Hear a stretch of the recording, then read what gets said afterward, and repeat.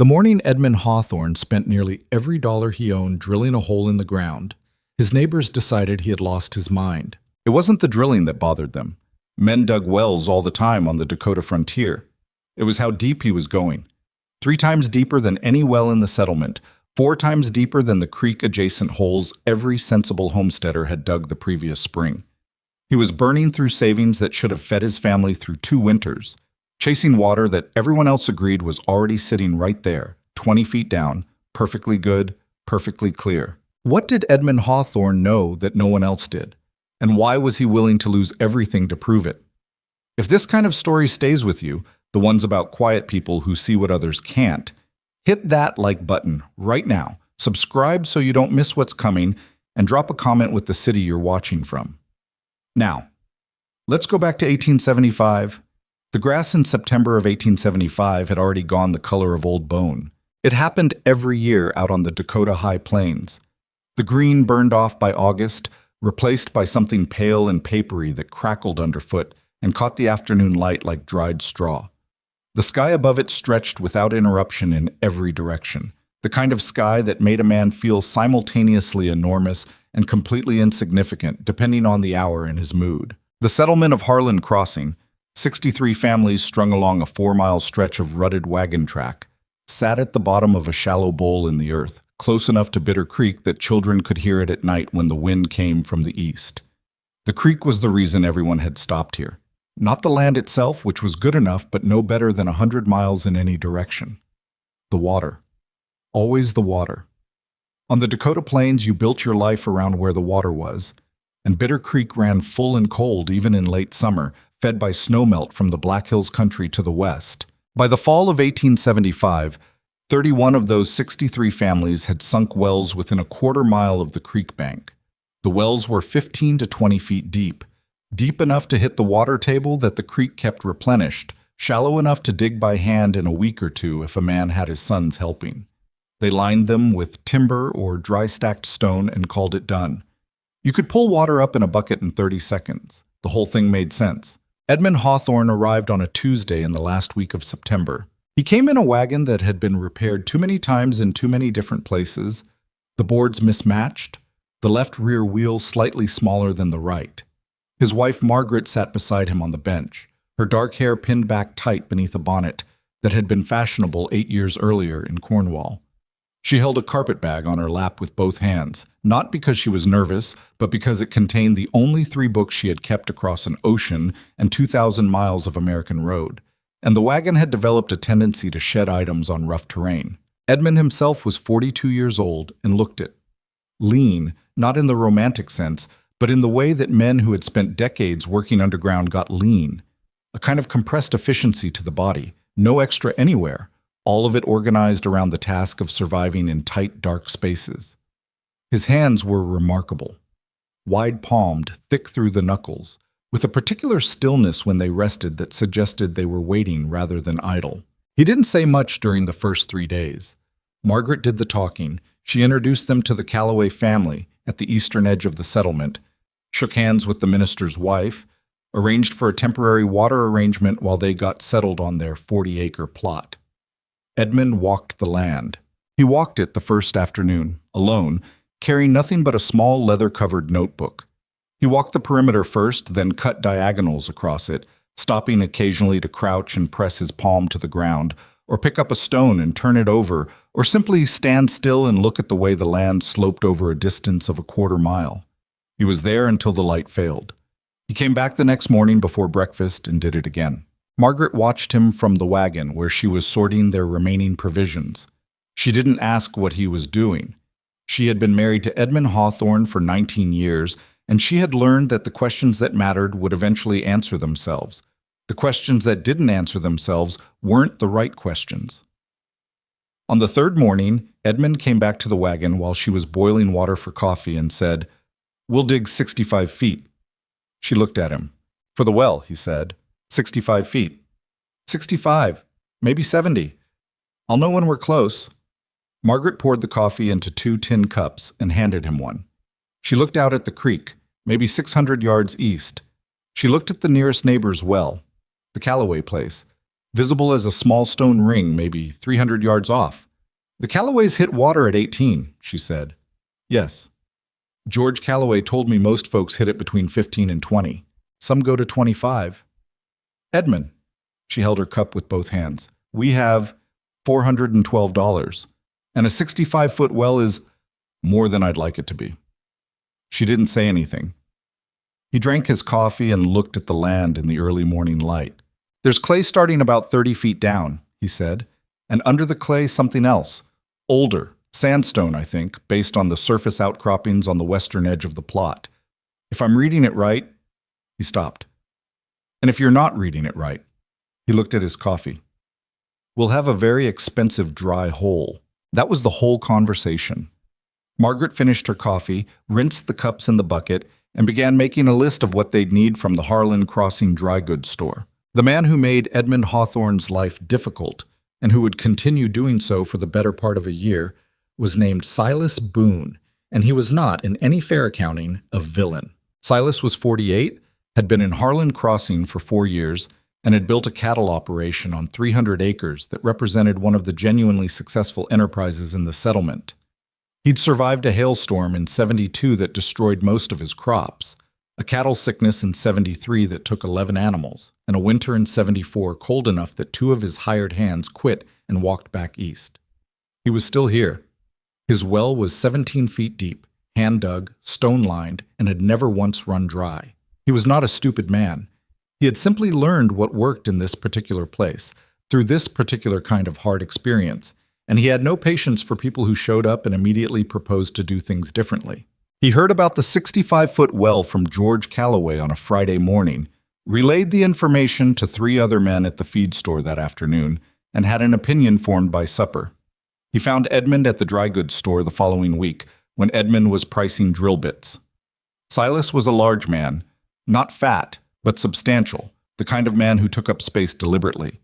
He leaned on the counter beside Edmund and looked at the bits laid out on the cloth. "Heard you're planning something ambitious," he said. Edmund didn't look up from the bits. "Drilling a well." 65 feet, they're saying. Somewhere around there. Silas picked up one of the larger bits, turned it in his hand. "Water's at 18 feet on my property, 22 on Cal Henderson's. Young Peterson went to 25 before he hit. Can't figure why a man would drill 65. Edmund held one of the smaller bits up to the light from the window. "Different geology, maybe." "Different," Silas put the bit down. "Son, we're on the same creek, same drainage basin, same water table. What kind of different geology are you expecting to find that nobody else has hit in 4 years of digging?" Edmund set the bit down and looked at Silas directly for the first time. "The kind that's further down." There was a silence. Silas looked at him with the particular expression of a man who is deciding whether he's being made fun of. "Where are you from?" he finally asked. "Cornwall, England." "And what did you do there?" "Mining." Silas nodded slowly. "Mining," he said. "Well, this isn't a mine." "No," Edmund agreed. "It isn't." He picked up 2 of the bits, walked them to the counter, and asked the proprietor, a thin young man named Whitfield who had been pretending not to listen, what he'd take for both. The thing about Edmund Hawthorne's knowledge was that it came from the wrong place, and that mattered.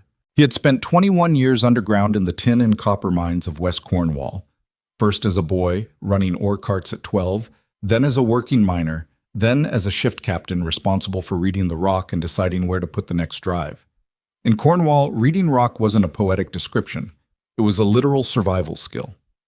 You learned to see the difference between granite that would hold under pressure and granite that was about to fail. You learned what a particular color of clay meant about what was beneath it. You learned that water underground didn't behave like water on the surface. It moved through pressure, through fissure, through layered ancient stone in ways that made no intuitive sense unless you'd spent years watching it. He had not studied geology formally. He had no degree, no certificate. The knowledge he carried was entirely experiential, absorbed across 2 decades in tunnels where guessing wrong meant people died. What he had seen in the first 2 days walking his Dakota plot was this. The shallow soil gave way about 6 inches down to a pale, chalky subsoil that he associated with a certain kind of sedimentary sequence. The surface stones on the western boundary were a particular yellowish-gray sandstone he recognized, not from Dakota, but from the deep seams below the clay in certain Cornish formations. And the way the ground held water after the morning dew, the way it dried in a particular direction. These were small things, almost nothing, the kind of observations that meant nothing to a farmer or a rancher, but carried weight to a man who had spent his adult life reading what the earth was hiding. He was not certain. He was never certain. Certainty was for people who hadn't watched certainty kill men, but he was close enough to certain to act on it. He had not explained any of this to Silas Boone at the dry goods store, partly because Silas hadn't asked in a way that invited a real answer, and partly because Edmund had learned long ago that explanation, before evidence, almost never worked. People heard what confirmed what they already knew. The only argument that ever actually moved anyone was the thing itself, the water, or the dry hole. One or the other. Words before that were just noise. The drilling began on a Monday in mid-October. Edmund had hired 2 men, a younger brother and older cousin pair named Deke and Walter Pruitt, who worked for day wages and asked few questions. He had purchased a hand drilling rig from a traveling equipment man who'd passed through Harlan Crossing the previous month and left it on consignment at the feed store, apparently confident that the frontier always needed to dig deeper into something. The rig was nothing remarkable. A weighted drilling bit on a rope and pulley system, lifted and dropped repeatedly to break the ground, the cuttings bailed out with a second bucket between strokes. It was slow. It was loud in a rhythmic, monotonous way. And it was, as anyone watching could see, expensive to operate by the hour. By the end of the first day, they were 8 feet down. By the end of the third day, 15 feet. On the fourth day, a drizzly Wednesday afternoon, George Calloway stopped by with his eldest son and watched the operation for a while from the fence. "Hit anything yet?" Calloway asked. "Wet soil," Edmund said. "Some gravel. Could stop there. Dig it out a bit wider. You'd probably have water." "Probably. But you're not going to." "No." Calloway watched the pulley work for another minute. His son, maybe 14, with his father's square jaw, was watching the cuttings come up with the focused attention of a boy who finds machinery interesting regardless of context. "What are you expecting to find down there?" Calloway asked. Edmund looked at the cuttings in the bale bucket. "Let's see what the clay looks like when we hit it." "What clay?" "The clay that's down there." Calloway looked at his son. His son shrugged. They walked back across the field toward home. The first tipping point came at the end of the second week, when they passed 20 feet. Word had spread the way, word spread in small settlements, through the specific channels of who talked to whom at the water trough and the dry goods store and Sunday service. By the time Edmund was at 22 feet, most of Harlan Crossing knew he hadn't stopped. By 25 feet, the tone of the conversations around him had shifted from curiosity to something more pointed. Past where everyone else stopped, Whitfield at the dry goods store mentioned to 3 different customers in one morning. "Still going. Man's burning money," said Hector Danes, who ran cattle on the south end of the settlement and had done his own well at 16 feet. "Good money, too, from what I hear." "His wife's the one I feel sorry for," said Mrs. Calloway, who was not a mean woman but was also not immune to the particular sympathy that lets you discuss someone else's poor decisions under the cover of concern. Margaret, for her part, came into the dry goods store 2 days later, bought flour and cornmeal and a length of oilcloth, and did not mention the well. When Whitfield asked how things were coming along, she said, "Coming along fine, thank you," and counted out her coins with the particular precision of someone who is keeping very close track of what's left. She said something to Edmund that night. Not a challenge, more a question that carried weight. "Walter Pruitt asked me today how much longer we'd be running the rig." Edmund was cleaning the bits at the table. "What did you tell him?" "That I didn't know." "Edmund." She sat down across from him. "We have $260 left." He set the bit down and looked at her. She looked back. "The clay's starting," he said.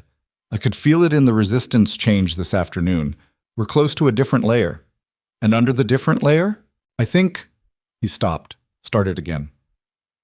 "In Cornwall, there's a formation called a confined aquifer. It's water that's trapped between layers of impermeable rock. It builds pressure over time, over a very long time, because new water keeps pushing in from the edges, but the water already there has nowhere to go. When you drill into it, it comes out on its own. Under pressure, yes, like opening a bottle. She was quiet for a moment. Outside, the wind was working at the corner of the house they'd half built, finding the gaps in the boards. "Have you seen one before?" she asked. "I've read about them," he said. "There are descriptions in a geological survey from Pennsylvania. I have the pages in my notebook." She looked at him. "You've read about them." "And I've seen the preconditions for them. The rock sequence. In Cornwall, underground, in the deep seams. Different mineral content, but the same." He picked up the bit again and set it down. "I'm not guessing, Margaret. I'm reading what's there. What you think is there." "Yes, what I think is there." She folded her hands on the table. She was silent for long enough that the wind sound became the loudest thing in the room. "All right," she said finally. He nodded. "But Edmund," her voice was level, careful, "if we reach 65 feet and there's nothing, I know. We won't make it through the winter. I know." She stood up and went to bank the fire for the night. He went back to cleaning the bits. Silas Boone arrived on a Thursday morning 3 weeks into the drilling, when they were at 31 feet. He didn't come alone. He brought Hector Danes and a rancher named Cal Pendleton from the north end of the settlement, and the three of them stood at the edge of the work area while Edmund directed the Pruitt cousins through the morning's first pulls. The clay had started 2 days earlier, a thick, pale band of it that was slowing the drill and changing the sound of the operation from a crisp crack to something duller, heavier. 31 feet, Silas said, not asking. "About that," Edmund said. "And you're still going?" "Yes." Silas looked at the clay cuttings coming up in the bale bucket. His expression was the careful kind, a man who had thought about what he wanted to say and was choosing his words. "I want to be straight with you," he said, "not trying to interfere with your business. But you've got a wife, and you came here with money that's clearly going down that hole, and I've been here 4 years, and I've watched what happens to families that overbid their hand on the frontier." He paused. "This land doesn't forgive that. You understand what I'm saying?" Edmund watched the drill come up. "I understand what you're saying. You could stop at 35, put this same rig to digging it out wider, have a good well inside of a week." "I could. Then why, because the water I'll hit at 35 will be the same water everyone else has." Edmund turned to look at him. "And I don't believe that water will last." The three men looked at him. "Won't last," Hector Danes repeated. "Bitter Creek's been running since anyone remembers," Edmund said. "Yes, I know. But the water in your wells isn't creek water. It's subsurface water that the creek replenishes. And if the creek drops, the creek doesn't drop." Edmund looked at Silas. "Has it ever been dry, this country?" "Not in 4 years. Before that?" Silas was quiet. "There are dry creek beds," Edmund said.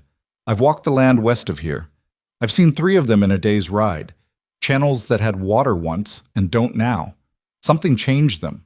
Could be years ago, could be centuries, but something stopped them." He paused. "I'm not betting on what's been fine. I'm betting on what will still be there when fine stops." The silence was full of the sound of the drill working in clay. Cal Pendleton, who hadn't spoken yet, cleared his throat. He was a thin man, older than the other two, with a careful way of moving that suggested old injuries. "Even if you're right," he said, "about the water table and the dry creeks and all of it, what you're describing is something that might happen. Might. And you're spending real money on it now." "Yes," Edmund said. "That's a lot to bet on a might." "Everything I do out here is a bet on a might," Edmund said. "Same as you. I'm just betting on a different thing." Pendleton almost nodded. Silas did not. 65 feet, Silas said, and there was something in the way he said it that had become, in the weeks since the drilling started, a kind of shorthand in Harlan Crossing. A 2-word summary of either obstinacy or lunacy, depending on who was saying it. "When you come up dry, Hawthorne, you come talk to me. I'll help you dig something that works." He meant it genuinely. That was the thing. There was no cruelty in his offer. He was a man preparing to help a neighbor he fully expected to fail. Edmund said, "I appreciate that," and turned back to the rig. The cuttings changed on a Tuesday. Edmund was holding the bale bucket himself, looking at what came up. When he saw it, the color shifted from the pale clay to something darker, with a faint reddish-brown tint and a finer, almost powdery texture when he rubbed it between his fingers. Sandstone. Old sandstone, compacted and dense, deeper than anything anyone had dug to in Harlan Crossing. He set the bucket down carefully. Deke Pruitt was watching him. Different? Different, Edmund said. That good or bad? Edmund rubbed the dust from his palm against his pant leg and looked down the hole. 38 feet by the marks on the rope. Ask me in a week, he said. The drilling continued. The sandstone was harder than the clay, much harder, and the pace slowed again. But the sound changed too, and Edmund listened to that sound the way he had learned to listen to rock in the mines, for what it told him about what was ahead, not what was already known. He didn't say anything to Margaret about the sandstone that night. He ate dinner and looked at his notebook and did not say anything unnecessary. She watched him across the table and did not ask. She had learned, in 19 years, to read the difference between the silence of a man who has nothing to report and the silence of a man who is holding something carefully, not yet ready to put it down. This was the second kind. Outside, the October wind pushed at the boards, and the prairie went dark in every direction, and the drill bit rested at the bottom of a 38-foot hole that had so far cost more than half of everything they had come to this country with. And Edmund Hawthorne sat with his notebook and looked at a diagram he had drawn from memory. Layers of earth, a sealed band, water moving at pressure through ancient stone, and ran his thumb along the page without pressing hard enough to smear the pencil. Not yet, but close. That was where they were, on the edge of something that would either justify everything or cost them the rest of it. Close. The sandstone didn't give easily. 3 days into the new layer, the drill bit cracked. Not chipped, cracked, clean through the eye where the rope attached, the metal fatigue visible as a pale line across the darker iron. Deke Pruitt pulled it up on a Tuesday morning and held it out without a word. Edmund looked at it for a moment, turned it over, handed it back. Stop for today, he said. He walked to the dry goods store and spent 40 minutes with Whitfield going through the remaining drill bits from the consignment stock. 2 were close to the right size. Neither was ideal. He bought both. He walked back. The delay cost them a day and a half and $12 he hadn't planned to spend. Margaret recorded it in the household ledger without comment. The column on the right, expenses, was now longer than the column on the left. The replacement bits worked, but the pace through the sandstone was worse than before. Where the clay had slowed them to maybe 2 feet a day, the sandstone brought them down to 14, sometimes 16 inches. The sound the drill made coming back up was different, a dry, grating report against the walls of the hole rather than the softer thud of earth. The Pruitt cousins started arriving later in the mornings, not late enough to say anything about, just later. Deke, the younger one, had taken to bringing a second canteen he hadn't carried in the first weeks. He drank from it between pulls without offering it around, which wasn't unusual on a work site, except that Edmund could smell from 3 feet away that it wasn't water. He didn't say anything about it. Walter Pruitt, the older cousin, was a more careful man. He watched Edmund check the cuttings each morning the way you watch someone do something you don't understand but can't stop finding interesting. One afternoon in the 3rd week of October, while Deke was at the far end of the site tying off a rope, Walter crouched beside Edmund over the bale bucket and looked at the dark, fine-grained material coming out of the hole. Still the same, Walter said. Mostly. Edmund picked up a pinch of the cuttings and rubbed them between his fingers. There was something slightly different, a faint sheen, a different texture at the edge. He didn't say anything about that. Walter looked at him sideways. You know what it is yet? What you're looking for down there? I know what I'm hoping for. That different from knowing? Edmund set the cuttings down. Usually.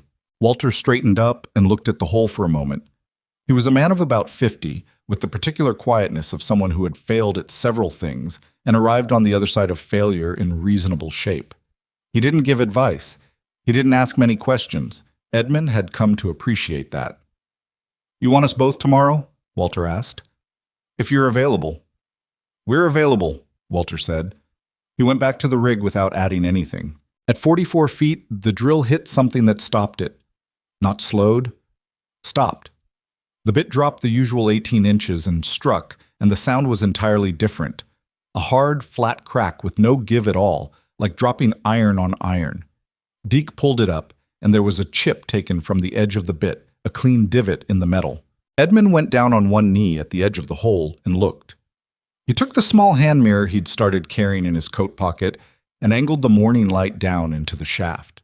At the bottom, 44 feet down, visible even at this distance, a pale, almost white layer of rock, dense and smooth-faced where the drill had struck it. He sat back on his heels. "Well," Deke said, in the tone of a man preparing to be told the job was finished. Edmund looked at the chipped bit. He looked at the mirror. He looked at the hole.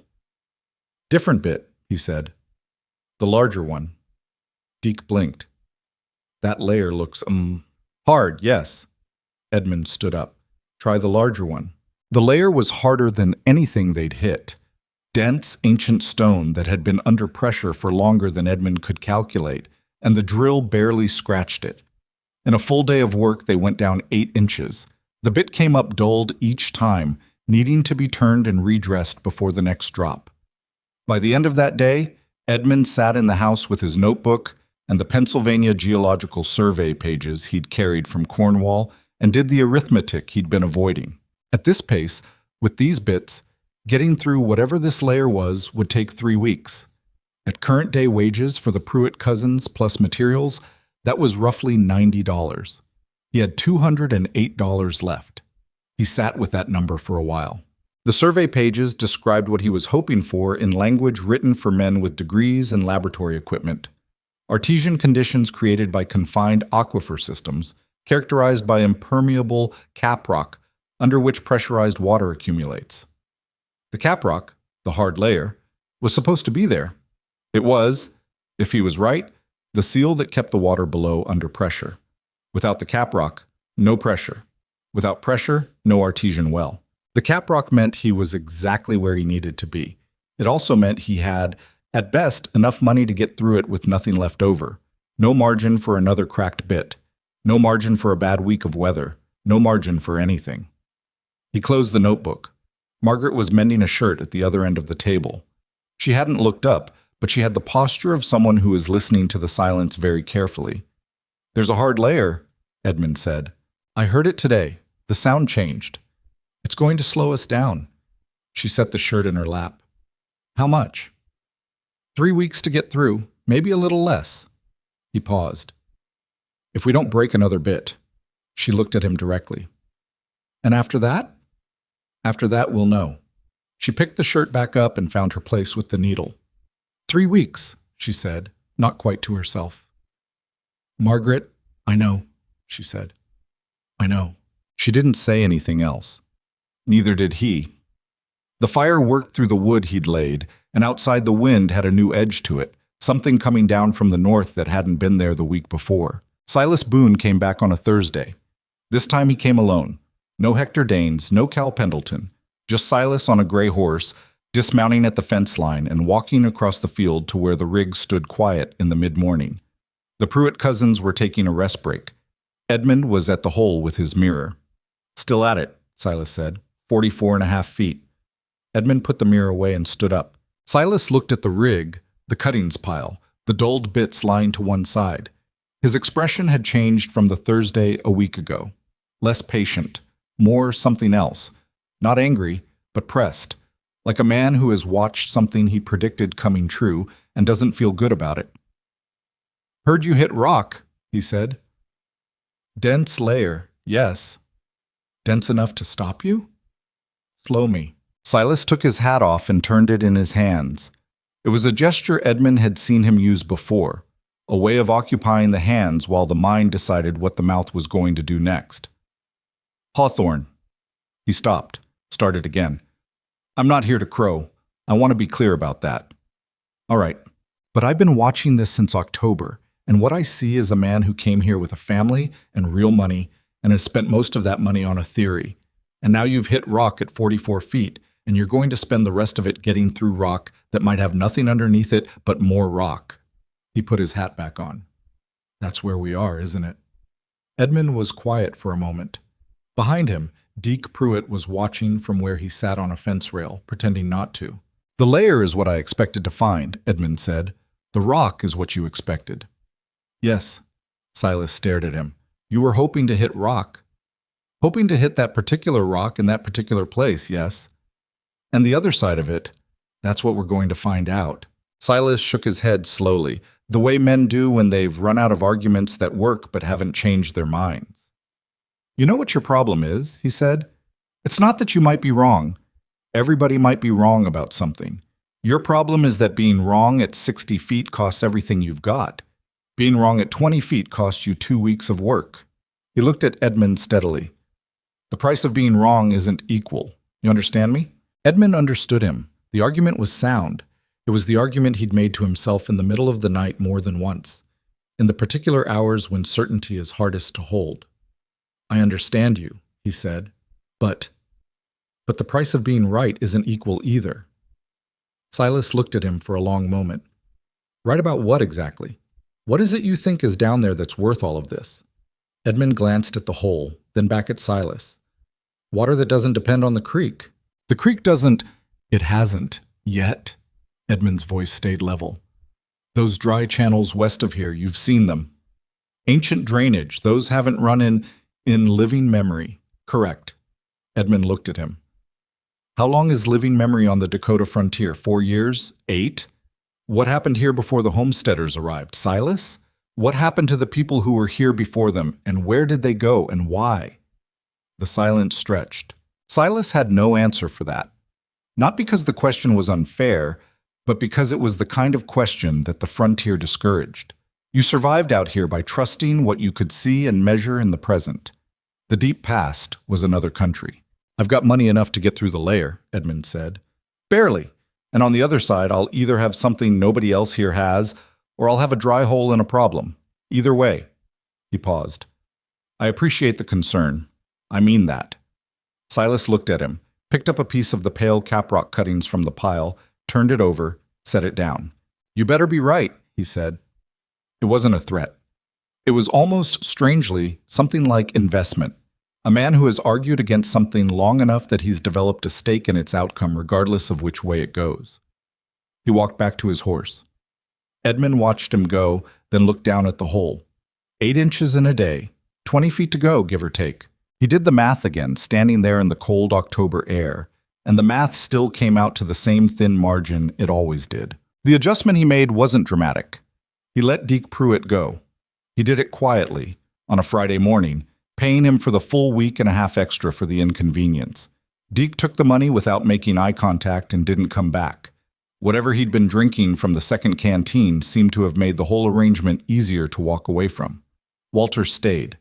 Edmund reduced his own rate by 1/3 without explaining why, and Walter accepted the reduced rate without asking. The two of them worked a different rhythm, slower, more methodical, turning the bit a quarter rotation between every third drop to prevent the same surface grinding the same groove into the stone. It was a technique Edmund had learned in the deep tin seams of Cornwall, where the hardest rock was always the rock that looked most uniform. You didn't fight it. You introduced it to its own weakness, slowly, from a different angle each time. Progress was still slow, but the bit stayed sharper longer. By the 4th day of the new rhythm, they were pulling out more cuttings per hour than they had in the first frantic 3 days of hammering straight down. Walter noticed. He didn't say anything about it directly, just watched the cuttings change. The same powder as before, but more of it, and adjusted his own timing on the pulley to match what Edmund was doing with the rotation. They fell into a working silence that was different from the silence of two strangers. It had shape and rhythm. Walter would pull. Edmund would rotate and check. Walter would lower. Edmund would check the bale, 52 feet, 54, 56. The pale caprock cuttings began to show traces of a darker material, almost brown. Organic, Edmund thought. Some ancient compressed material laid down in a different era, when this land had been something entirely different from what it was now. He said nothing about it to Walter, but that evening he opened his notebook and made 3 small marks on the diagram he'd drawn weeks ago, then closed it and put it on the shelf above the fireplace. Margaret was already in bed. He stood at the window for a while and looked at the settlement in the dark, the scattered lights, the shapes of houses and barns, the way Bitter Creek caught the moon in pieces through the cottonwood branches. The creek was running well, full and cold, the same as always. That didn't change what he believed about it. The neutral witness arrived on a November morning that smelled like iron. His name was August Voss, and he was a land surveyor working a federal contract to map the territory's subsurface drainage ahead of further settlement. He was 31, precise in his movements, and carried an equipment case with the care of someone who has replaced expensive things at his own expense and learned from it. He found Edmund's well site by following the sound of the drill and arrived at the fence line without announcing himself. He stood there for 20 minutes, watching, before Edmund noticed him. "I'm not from the settlement," Voss said when Edmund walked over. "I can see that." Voss looked at the cuttings pile with professional attention. He crouched beside it and picked up a piece of the pale caprock, then a piece of the darker material from the upper layer. He turned them both over with the same expression he probably brought to everything: careful, non-committal, gathering. "How deep?" he asked. 58 feet this morning." Voss looked at the hole. "Caprock?" Edmund looked at him sharply. Voss was still looking at the cuttings. "Yes," Edmund said. "How thick was the layer?" "About 14 feet." Voss set the pieces down and stood up. He was quiet for a moment. He had the kind of face that didn't leak information. A surveyor's face, trained by the work to show nothing until the measurements were complete. "Are you expecting artesian conditions?" he asked. "I'm hoping for them," Edmund said. The same answer he'd given Walter weeks ago.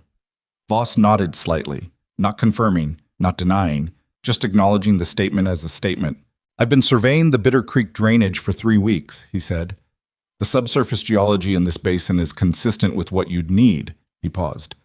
"That's not a confirmation. I don't have the depth data to say one way or the other." "I know, but the surface indicators—" He looked west, in the direction Edmund had walked that first day. "There are artesian springs in the Black Hills country. The pressure gradient from that elevation is significant." He picked up his equipment case. "How much further are you going? 7 feet, maybe 8? Voss looked at the hole one more time, then at Edmund. "I'll be in the settlement through the week," he said, "staying at the Callaway place." He picked up his case.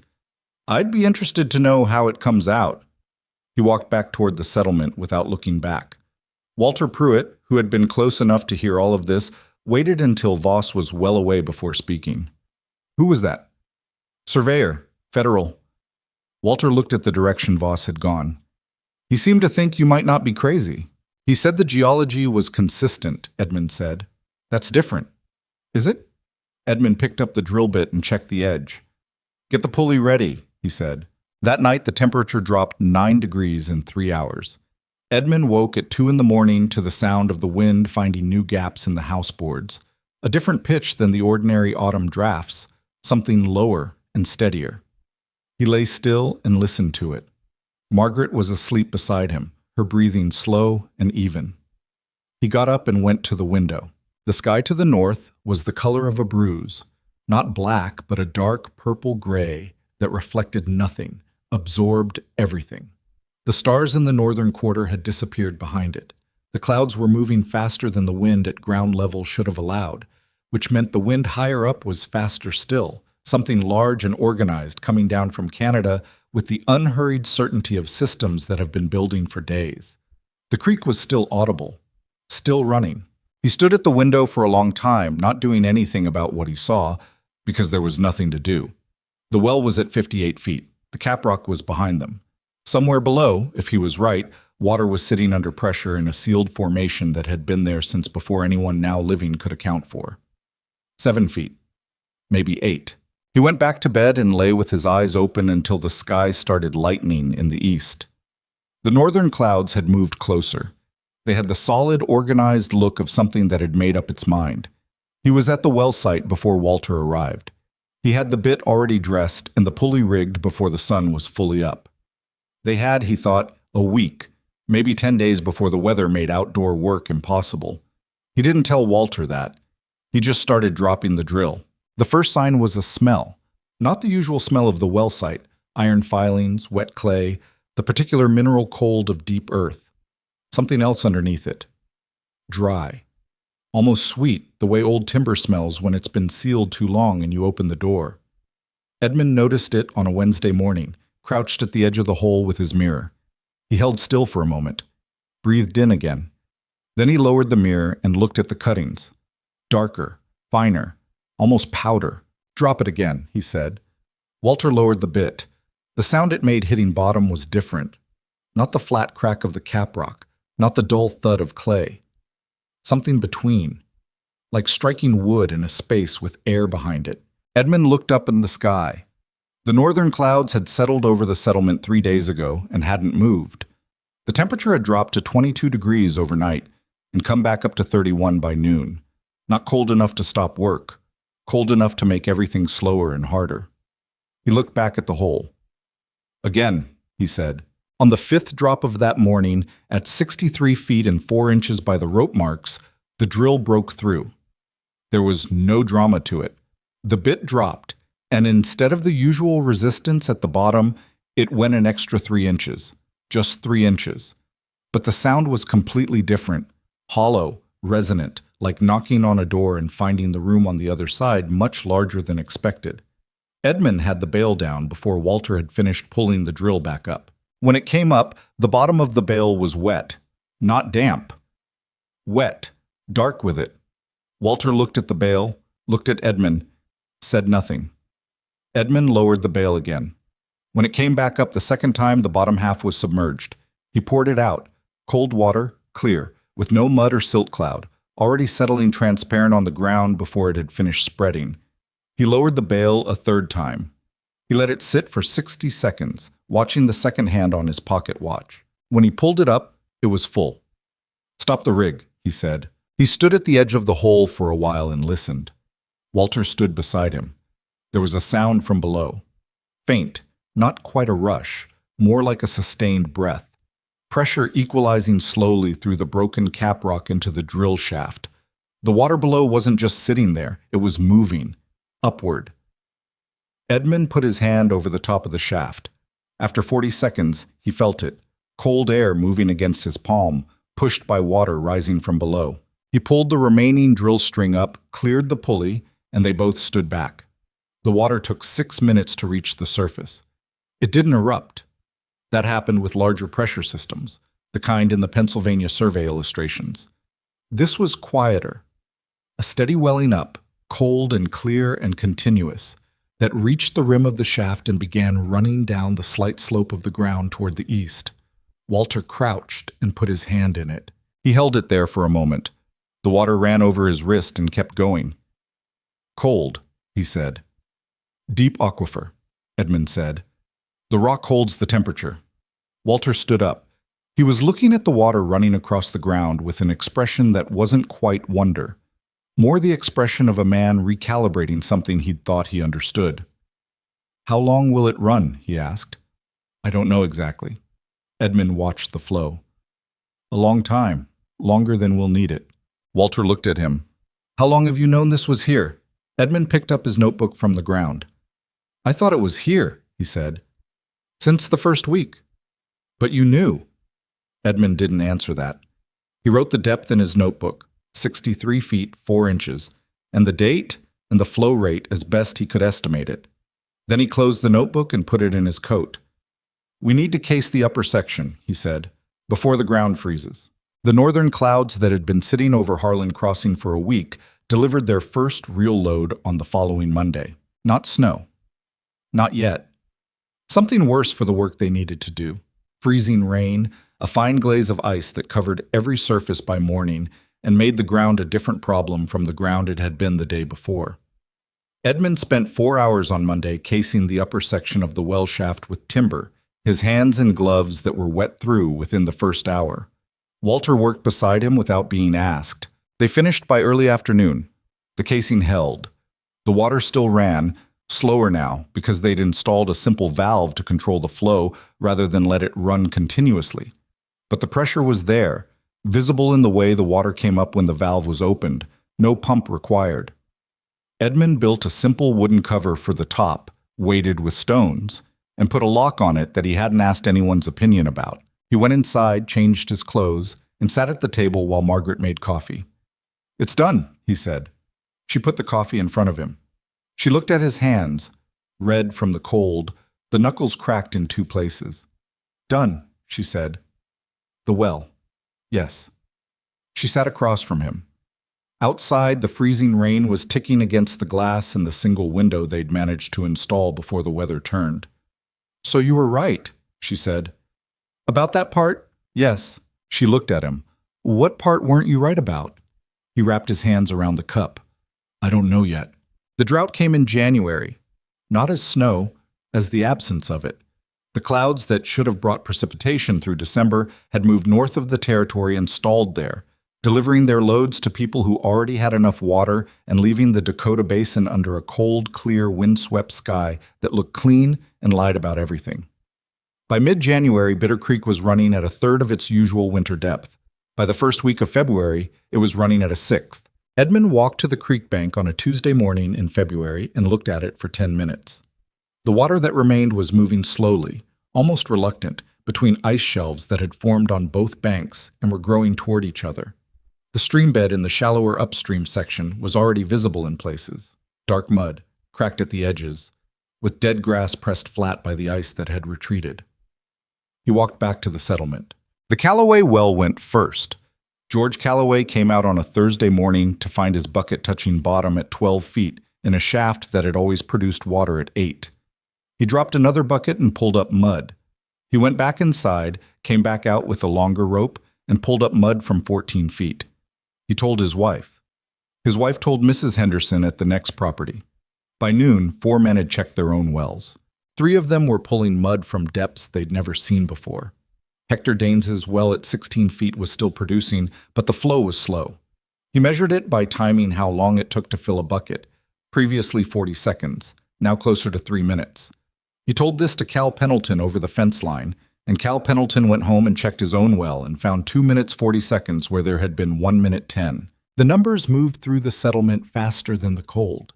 Edmund heard most of it from Walter Pruitt, who still came by most mornings without explanation. Walter had no well of his own. He boarded with an elderly couple named Marsh, who dug theirs to 22 feet and were still producing, though slowly. "Callaways have nothing," Walter said on a Friday morning, standing at the edge of Edmund's well site, his breath visible in the cold air. "Hargrove and the 2 families on the south bend are pulling mud." Edmund was checking the valve mechanism. "The creek?" "Ice across the middle section. Henderson said the upstream pool is down to 2 feet. Edmund opened the valve halfway. The water came up in the same steady column it always had, cold, clear, with the same continuous pressure. Walter looked at it. "You knew," he said again, the same words he'd used the day the well came in. A different tone now. "I thought it was possible," Edmund said. He closed the valve to a quarter turn. "That's all." The temperature dropped to 4 degrees above zero on a Saturday night in the second week of February, and by Sunday morning Bitter Creek had stopped. Not frozen entirely, there was still movement under the ice in the deep center channel, but the banks were locked solid, and the upstream pools that fed the shallow wells were ice from surface to bottom. The subsurface water that replenished the 17 shallow wells of Harlan Crossing had nowhere to come from. By Sunday evening, 12 of those 17 wells were dry. By Monday morning, 14. Hector Daines's well at 16 feet was still producing, barely. A bucket every 7 minutes, pulled slow and careful. He and his family began rationing on Monday. 2 buckets for drinking, 1 for cooking, none for washing. The Marsh well at 22 feet was still producing but slower than slow. Old Man Marsh put the water in covered crocks inside the house to prevent freezing and rationed it by the cup. Silas Boone's well, 17 feet, stone-lined, the one he'd pointed to as proof that the right depth was enough, went dry on a Tuesday. Edmund found out from Walter, who had seen Silas at the Marsh property that morning filling a bucket from their diminished supply. Edmund said nothing. Walter said nothing. They stood beside the flowing well in the cold. The first family arrived on a Wednesday afternoon. It was the Hargrove family. Ned Hargrove and his wife Clara and their 3 children, the youngest still young enough to be carried. Ned was a quiet man, a former farmhand from Ohio who had homesteaded on the east side of the settlement and sunk his well to 18 feet because that was what everyone else had done, and it had seemed like enough. He came with 2 wooden barrels on a small sled drawn by a mule that was showing its ribs. He stopped at the fence line and looked at Edmund across the field. Edmund walked to the fence. Ned Hargrove didn't say anything for a moment. He was a man with the kind of face that stored difficult things without showing them except in the eyes, and his eyes right now were doing considerable work. "Heard your well is still running," he said. "Yes." Ned looked at the barrels. "I've got children." Edmund unlatched the fence gate. "Bring the sled through," he said. "We'll fill both barrels." Ned looked at him. Something moved across his face that he controlled before it became anything nameable. "What do you want for it?" he asked. "Nothing," Edmund said. Ned Hargrove stood there for a moment. His wife on the sled was looking straight ahead, her jaw set in the way of someone who has prepared for a harder answer and doesn't know what to do with an easy one. "Edmund, bring the sled through, Ned." He brought the sled through. August Voss appeared at the well site on a Thursday morning. Edmund had been at the valve since 7, managing the flow as the third family of the morning. The Kellermans, with their 4 head of remaining cattle, worked to fill their containers. Voss came from the direction of the Callaway place, where he had apparently still been staying. He wore the same equipment case. He stopped a few yards back and watched the operation. When the Kellermans had finished and moved their animals back toward the road, he walked closer. "The shallow wells are failing," he said. "I know." Voss looked at the valve, the casing, the flow. He took out a small notebook, narrower than Edmund's, the pages closer together, and wrote something. Then he looked up. "You told me you were hoping for artesian conditions," he said. "Yes." "You were certain." Edmund looked at him. "I was close." "That's a distinction." "It's the only honest distinction." Voss wrote something else. He crouched beside the outflow channel Edmund had dug to direct the overflow toward the cattle trough. The water was running clear and steady despite the temperature, because it came from deep enough that the ground above it had no meaningful effect on it. "What's the temperature of the outflow?" Voss asked. "I haven't measured it precisely. Cold. Consistent." Voss took a small glass thermometer from his case and held it in the flow for 90 seconds. He read it. 41 degrees, he said. Consistent with a deep confined system. He wrote the number. "How far down did you hit the aquifer?" 63 feet, 4 inches. "And the caprock thickness?" "About 14 feet, starting around 44. Voss wrote all of this. He stood up and looked toward the settlement, where the evidence of the drought was visible as a kind of stillness. No one moving between properties, no routine activity, the particular quiet of people staying inside with what little they had. "How many families have come to you?" he asked. 7 so far. "And you're not charging?" "No." Voss looked at him. It was a direct look, the first unguarded one Edmund had seen from him. The surveyor's face had something in it now beyond the professional neutrality. Not admiration, not judgment. Something more like the expression of a man who has been tabulating a set of numbers and has just arrived at a total he didn't expect. "You drilled here based on surface indicators and a geological inference you brought from Cornwall," Voss said. "Not from any systematic survey of this basin." "That's correct. And you were right." "The well is there," Edmund said. "Yes." "I've been surveying this basin for 3 weeks," Voss said, "and I can tell you the aquifer you've tapped runs under approximately 40% of the properties in this settlement." He paused. "Possibly more." Edmund was still. "Anyone who drills to the right depth," Voss continued, "in the right location, has the same access to that water that you do." "I know that." "You knew that before you started?" "I suspected it. I wasn't certain of the extent." Voss closed his notebook. He looked at the flow for a moment, the steady, clear, cold water coming up from 63 feet, from a system that had been pressurized since before anyone living could account for, running now through a cased shaft on a 40-acre plot in a drought that was turning the frontier inside out. "What made you certain enough to act on it?" he asked. Edmund looked at the well. He thought about how to answer that accurately. "I wasn't certain enough," he said. "I was just more afraid of not acting." Voss stood with that for a moment. Then he opened his notebook again and wrote something. He didn't say what. By the end of that week, 21 families had come to the well.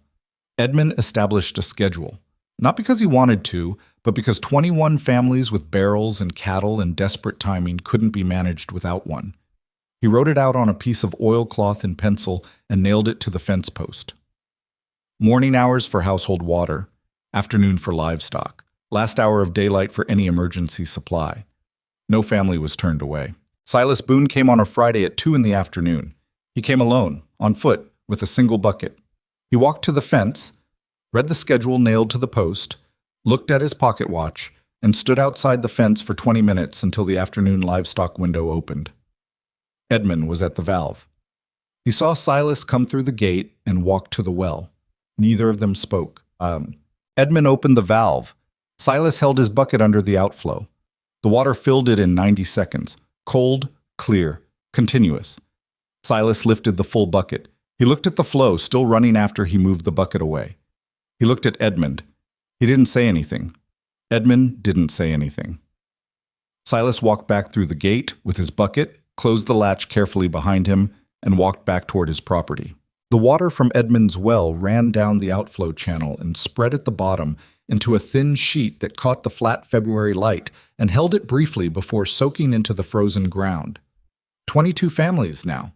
The well kept running. No one had said anything yet about what it meant. Silas Boone came back the next morning with a shovel. He didn't knock. He didn't announce himself. Edmund looked out the window at first light and saw him standing at the fence line, shovel over one shoulder, looking at the well site with the expression of a man taking inventory of something he needs to understand before he can use it. Edmund put on his coat and went outside. Silas was already through the gate by the time Edmund reached the well.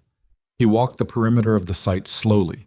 The casing, the valve, the outflow channel, the cattle trough Edmund had extended 3 days ago to handle the afternoon livestock hours.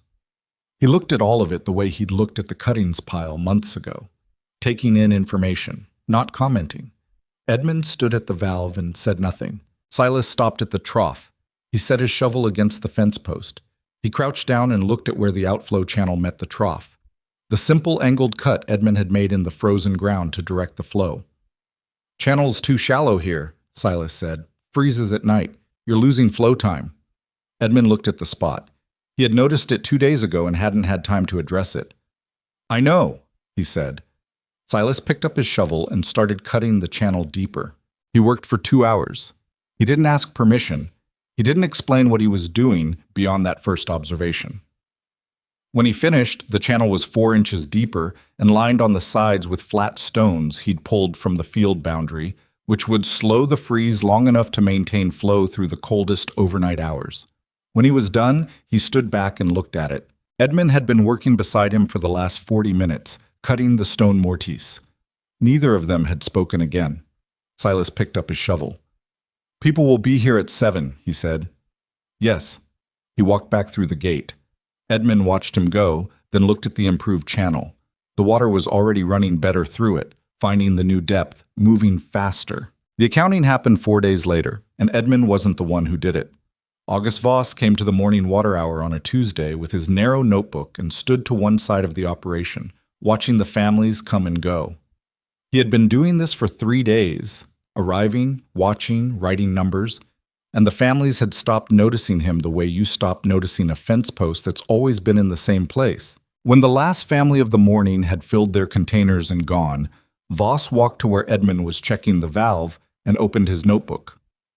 "I want to show you something," he said. Edmund looked at the pages. Voss had been recording flow volume, number of people served, time spent, container sizes. The numbers were precise and organized in the way of a man whose professional life depended on measurement, but that wasn't the column Voss pointed to. "This is what the shallow wells were producing before the drought," he said. Aggregate across the settlement. 14 of the 17 family wells, excluding the 3 that were already marginal. He ran his finger down the column. "And this is what this well has produced in the 10 days since the drought deepened." The numbers were not close. Edmund's single well, in 10 days of managed community use, had provided more water than the 14 shallow wells had collectively provided in their best weeks before the drought, because those wells depended on a replenishment cycle that the drought had interrupted, and this well depended on nothing that the drought could touch. "I'm going to include this in my survey report," Voss said. Edmund looked at the numbers. "You don't need my permission for that." "I know." Voss closed the notebook. "I'm telling you because the report will go to the Territorial Land Office, and they will circulate it to settlement offices across the Dakota Basin. What you've done here will be in writing in a federal document." He paused. I want you to know that before it happens. Edmund looked at the well. All right. Do you have anything you want recorded about the method, the decision-making process? Edmund thought for a moment. The caprock thickness, he said. 14 feet, starting at 44. The aquifer at 63 feet, 4 inches. The outflow temperature, 41 degrees. Flow rate. He looked at the valve. Walter timed it. Ask Walter. Voss wrote all of this. And the surface indicators? What told you it was worth going to that depth? Edmund was quiet for a moment. The pale chalky subsoil at 6 inches. The sandstone outcropping on the west boundary. The dry creek channels I found 2 miles west. He paused. And the clay. The clay color change at 30 feet. That told me there was a different formation underneath. Voss wrote without looking up. A man with no formal geology training. A man with 21 years underground. Voss finished writing and looked up. That distinction will be in the report as well. Walter Pruitt arrived at the afternoon livestock hour that same day and found Cal Pendleton already there, waiting with 3 horses and a look of moderate embarrassment that he was managing by being very interested in the fence construction. Walter tied his own horse at the rail Edmund had put up and stood beside Pendleton. How long has your well been dry? Walter asked. Sure won't. 8 days. Pendleton scratched the back of his neck. Had water from the marsh place for the first 5. They're running low. Walter looked at the well. You know what this thing cost him to drill? Pendleton looked at him sideways. $312, end to end, Walter said. Came here with $412. Left himself $100 for a family winter. He let that sit for a moment. My rate was part of the $312. I was there every day. Pendleton looked in the well. He looked at Edmund's house. Half finished still, one wall boarded only to the window height, with the upper section yet to be completed before spring. The evidence of the money spent on the hole in the ground was visible in everything that hadn't been built yet. He knew from the start? Pendleton asked. He thought he knew. Different thing, he said. Walter paused. But close enough to the same thing that he spent every dollar on it. Pendleton was quiet.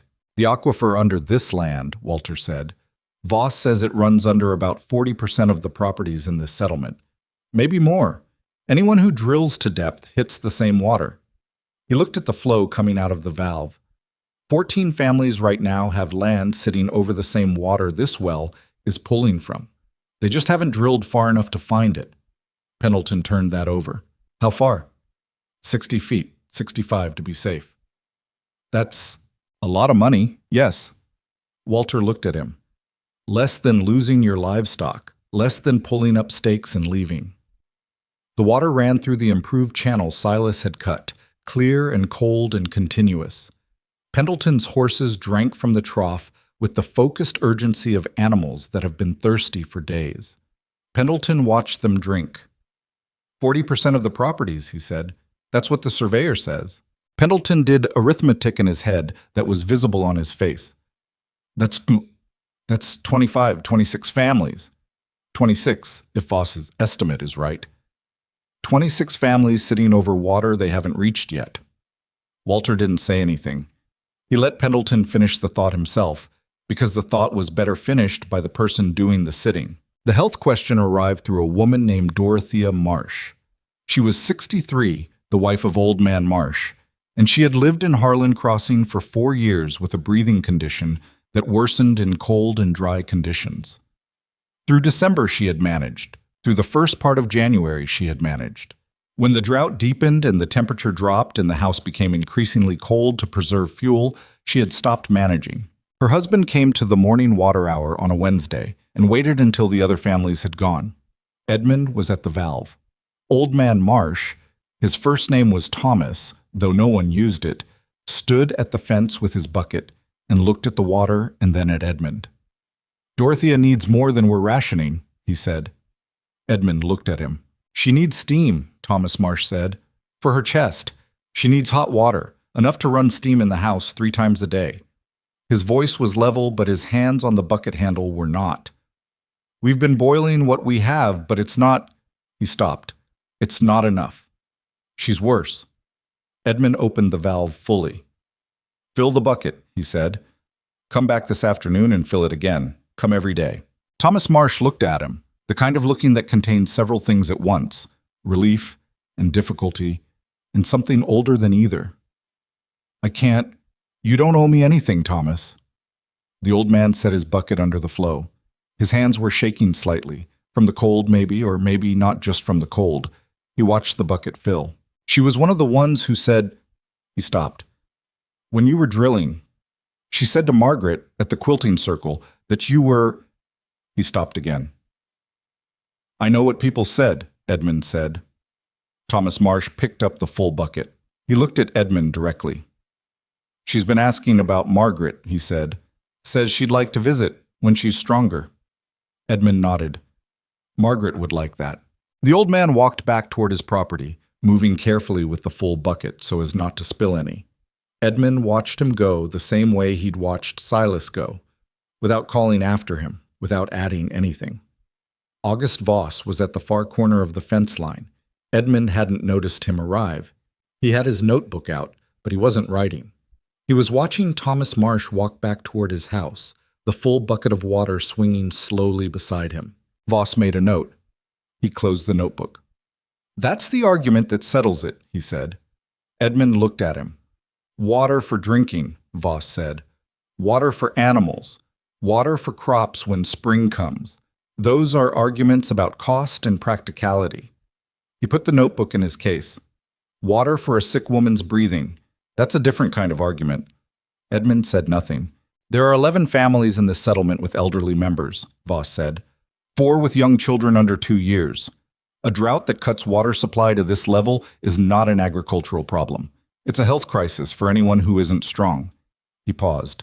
That's what I'm going to write in the report, not just the aquifer data. What it means for the people who can't wait for better conditions. Edmund was quiet for a moment.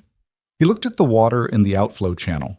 The same temperature it had been the day it came in, the same pressure, running as though the drought above it was happening to a different world. Write what's accurate, Edmund said. That is what's accurate. Silas Boone came back on a Thursday with 2 things, his shovel and Hector Danes.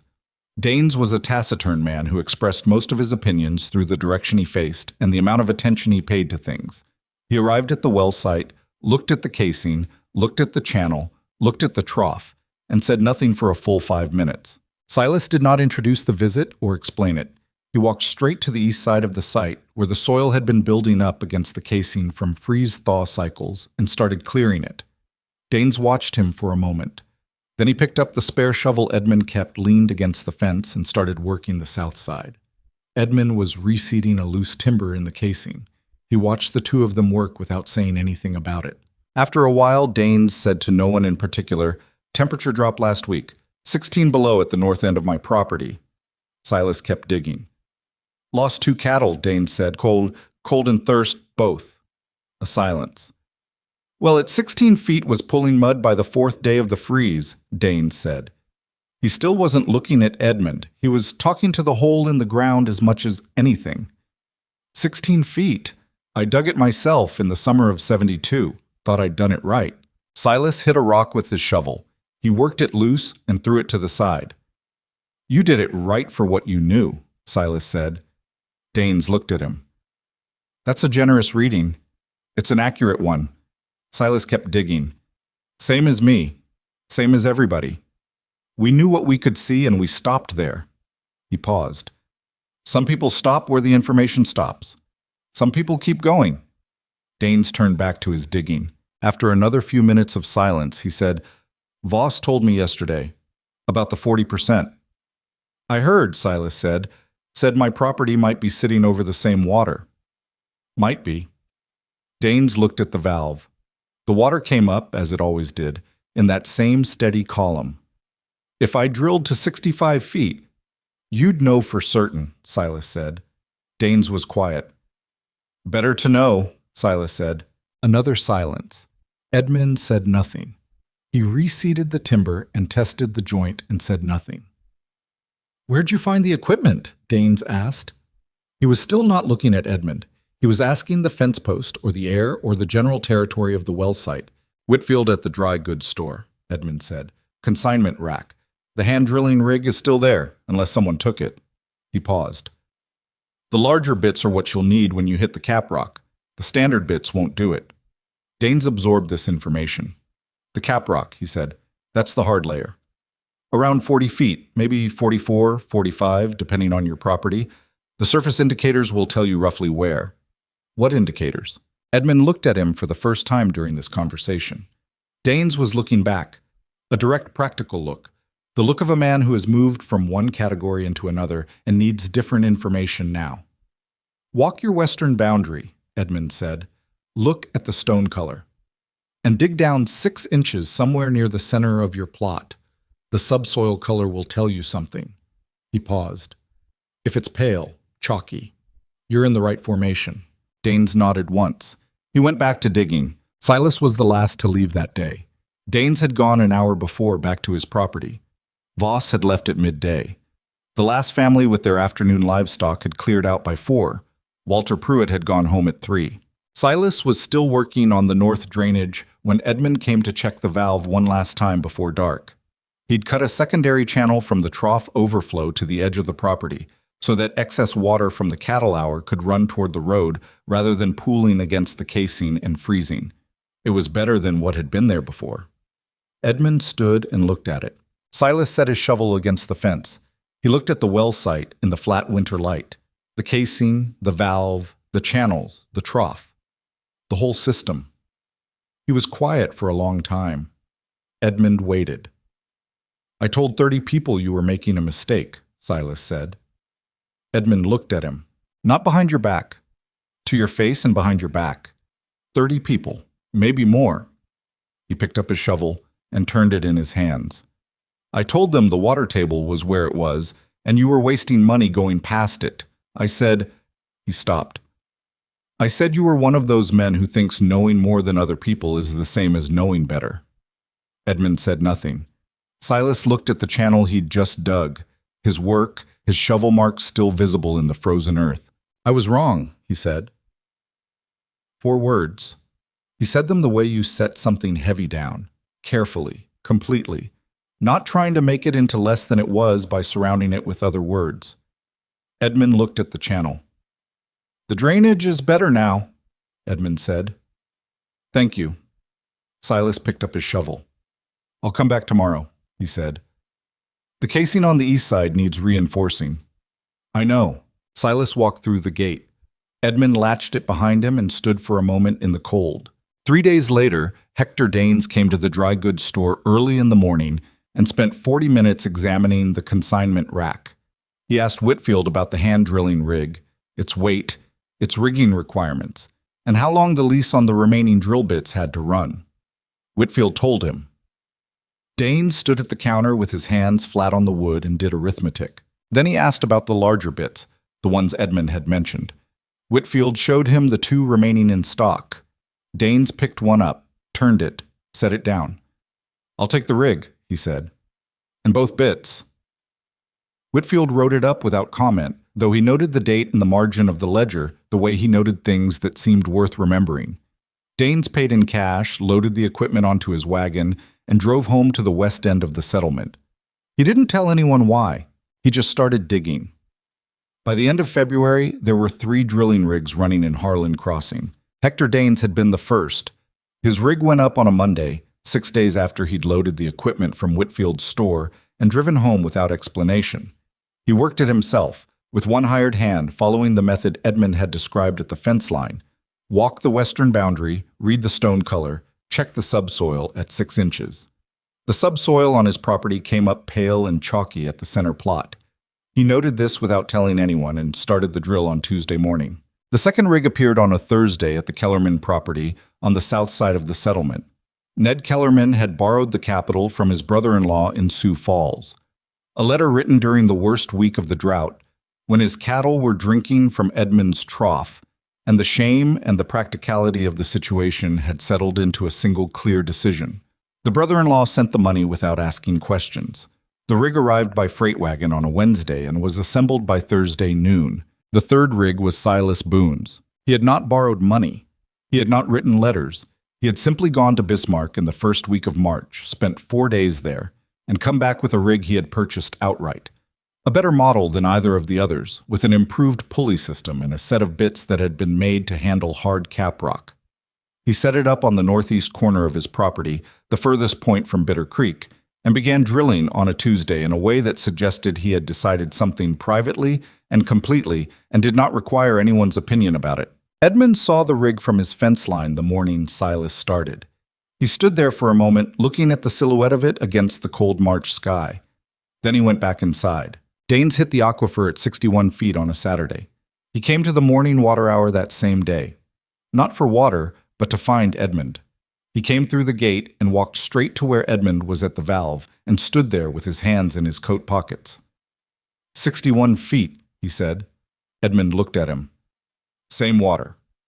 Danes looked at the ground for a moment. Same temperature, same pressure, same... He paused.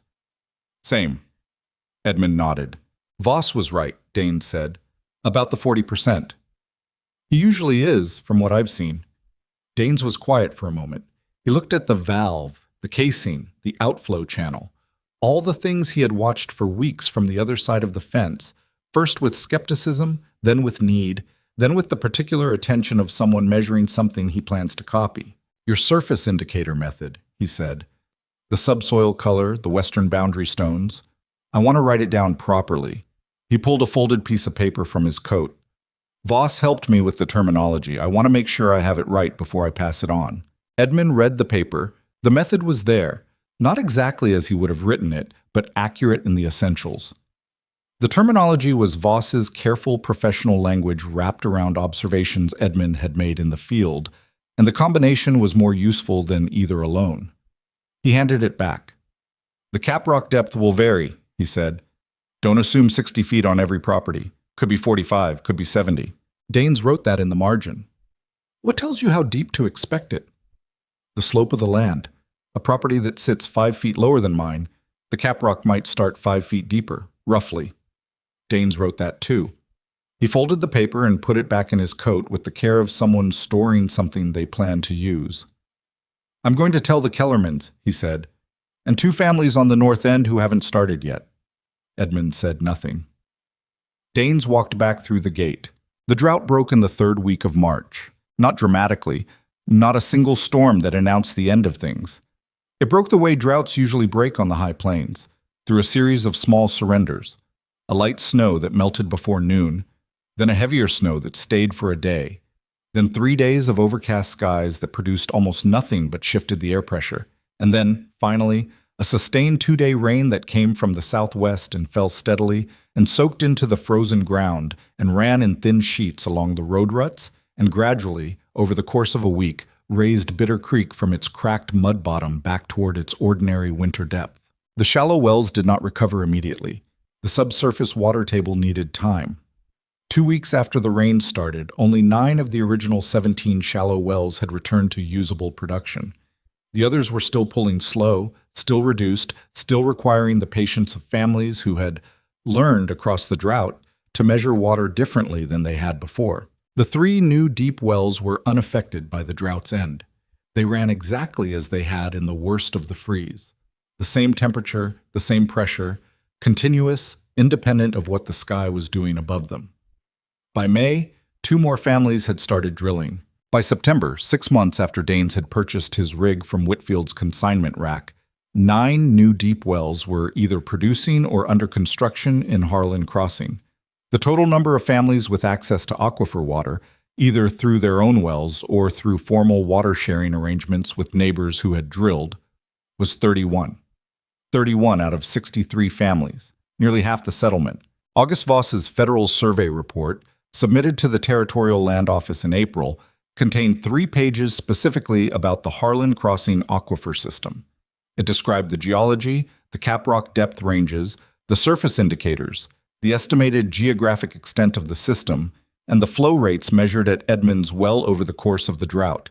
It included a section titled Practical Methodology for Aquifer Identification by Non-Specialist Settlers, which drew on the notes Danes had written in Edmund's presence and the conversations Voss had recorded in his narrow notebook across the weeks he'd spent at the well site. The report circulated to 14 other settlement offices across the Dakota Basin. In 3 of those settlements, the report was read by someone who then asked questions. In 2 of them, someone started drilling within the following spring. The name appeared sometime that first summer, and no one could afterward agree on who had said it first. People in Harlan Crossing began calling the deep well method Hawthorne drilling, not in formal documents. Voss's report used the correct geological terminology throughout. Not in official correspondence. In conversation. At the water trough in the morning, at the fence line between properties, at the dry goods store where Whitfield had started stocking the larger caprock bits as standard inventory because the demand had made the consignment arrangement impractical. "Did you Hawthorne drill?" Danes asked a newcomer family from Illinois in June of that year when they were asking about water. "You'll want to Hawthorne drill before the first hard summer." The newcomers wrote it down without knowing what it meant yet. They asked Danes. He explained the depth, the caprock, the surface indicators, the pressure system below.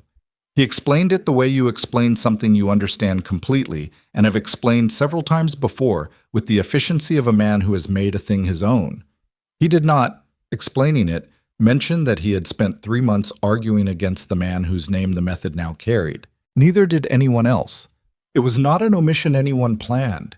It was simply the way knowledge moves once it is separated from its source. Forward, not backward. Useful in the direction it's traveling. Edmund heard the phrase for the first time from Walter Pruitt, who said it without thinking, referring to something Silas had done on the north end of his property. Walter caught himself mid-sentence and looked at Edmund. Edmund was looking at the valve. "Does that bother you?" Walter asked. Edmund thought about it for a moment. "No," he said. He meant it. The well ran for 11 more years before the timber casing needed replacing. Edmund replaced it himself in the spring of 1886, with Walter's help. The same partnership 11 years later, though Walter moved slower now, and Edmund had a stiffness in his right shoulder from a cold winter in '82 that had never fully resolved. The new casing was better than the original, built from lessons learned across a decade of watching the old one behave through freeze-thaw cycles. They took 4 days to do it properly. When they were finished, Edmund lowered a fresh rope with a weight to remeasure the depth. The weight hit water at the same point it always had, 63 feet, 4 inches. He pulled the rope up and coiled it and said nothing about it, because there was nothing to say. The water was where it had always been. Margaret was in the garden when he came back to the house. She had a real garden now, the kind you can have when you know the water is reliable. With rows she'd expanded every spring for a decade. Tomatoes, squash, a long bed of kitchen herbs that she had found in a seed catalog and ordered from Chicago with the particular decisiveness of someone who has stopped worrying about whether the water will hold. She looked up when Edmund came through the gate. "Done?" she said. "Done," he said. She went back to her garden. He sat on the step and looked at the well cover. The same weathered wood, replaced twice now, but always in the same design, and listened to the settlement around him. There were sounds that hadn't been there in 1875. More of them. More properties, more children, more livestock, the particular acoustic texture of a community that has decided to stay. The argument about whether this place was worth staying in had been settled not by optimism or stubbornness, but by water, which had a way of settling arguments that human logic couldn't quite manage. Silas Boone's well on the northeast corner of his property hit the aquifer at 58 feet. He had drilled it himself, mostly, with occasional help from a hired man. He had used the better bits he'd brought from Bismarck and the improved pulley system, and he had hit the caprock at 42 feet, 2 feet shallower than Edmund's, consistent with the slightly higher elevation of his northeast corner, and worked through it in 9 days. When the water came up, Silas was alone at the site. He didn't tell anyone about it immediately. He sat beside the well for a while, in the cold March air, and looked at the water running out of the casing and across the ground. Then he went home and told his wife, and she cried, and he went back to the well and looked at it some more. 3 weeks later, he came to Edmund's properties. Not at the water hour, not with a bucket, just in the morning when Edmund was doing fence repairs on the south boundary. He walked out across the field and stood beside him. Edmund kept working. "My well's producing," Silas said. "I heard," Edmund said. Silas looked at the fence. He picked up a post that Edmund had pulled for replacement and held it while Edmund worked the new one into the ground. They worked like that for a while, Silas holding, Edmund setting. in a silence that was not uncomfortable. The silence of men who have known each other through a complete arc of something and arrived on the other side with nothing left to prove or disprove. "I've been talking to the Kellermans," Silas said eventually, "and the North End families who haven't drilled yet. 4 of them. I know. I've been explaining the method." Edmund set the next post. Silas picked up another. "You're better at explaining it than I am," Edmund said. Silas looked at him. "Why?" "Because they'll believe you." Edmund looked at the fence line. "You're the one who thought it was wrong. When you explain why it works, they hear something different than when I explain it." Silas was quiet for a moment. "That's a careful thing to say," he said. "It's accurate." Silas held the next post. 4 families, he said. "I'm going to get all 4 of them started before summer." "Good," Edmund said. They went back to the fence. The original well cap is in the Harlan Crossing Historical Archive, where it has been since 1931. It is a plain wooden disc, 18 inches across, with a wrought iron hinge on one side and a hasp on the other where the lock attached. The wood is the gray-brown of timber that has been outdoors through Dakota winters for many years and has accepted the weathering without apology. There is nothing written on it. No date, no name, no inscription that identifies what it covered or why that mattered. A handwritten card beside it in the archive reads, "Well Cap, Hawthorne Property, circa 1875. First deep artesian well in Harlan Crossing Basin. Donated by the Hawthorne family, 1931. The card was written by a librarian who was not yet born when the well was drilled. She wrote it from records, Voss's survey report, Daines's handwritten methodology notes, a short account written by Walter Pruitt in 1908, when someone had asked him to set down what he remembered. Walter had written 4 pages in a careful hand and spent most of them on the technical details, the bit types, the caprock thickness, the flow rate measurements, and only 1 paragraph on anything else. The paragraph read, he knew what he was looking for before he found it, which most people found difficult to accept. But the knowing did not come from nowhere. It came from years in dark places where being wrong cost lives. I watched him every day, and I can say with certainty that he was not certain. He was only more willing than the rest of us to act on incomplete information when the incomplete information was the best available. The archive holds 4 other items from the same period. A page from Edmund's notebook showing the geological diagram he'd drawn before drilling started, with the aquifer marked in pencil at the correct depth. A copy of Voss's survey report with Harlan Crossing marked on the basin map. A photograph from approximately 1889 showing a row of 9 well caps along the main settlement road, all variants of the same design as the original, and a handwritten list in Hector Daines's careful print of the 41 families in Harlan Crossing who had drilled to aquifer depth by the end of 1887. 41 families. The drought of 1875 to 1876 appears in territorial records as a moderate event, not the worst in Dakota history, not the one that broke the frontier. It is remembered in Harlan Crossing differently than it is recorded elsewhere, which is the way of local history.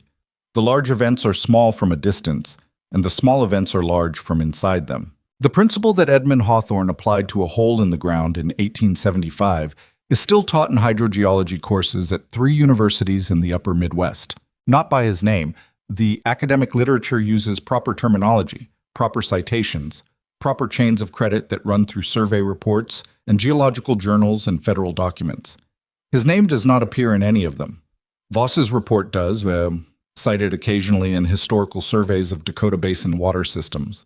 And through Voss's report, the data from Edmund's well is present in the literature, though unattributed to any individual. The principle itself is not complicated. Confined aquifers exist below impermeable rock layers. Surface water supplies are vulnerable to drought. Confined aquifers are not. The difference in depth between a shallow well and a deep well is the difference between borrowing water from the sky and borrowing water from geological time. One runs dry when the rain stops. The other runs on a schedule that has nothing to do with weather. This is taught to students who will never dig a well by hand, who will use electronic sensors and computer modeling and satellite imaging to find water beneath the ground. They learn it in classrooms and verify it with instruments that Edmund Hawthorne never had access to. They arrive at the same place he arrived.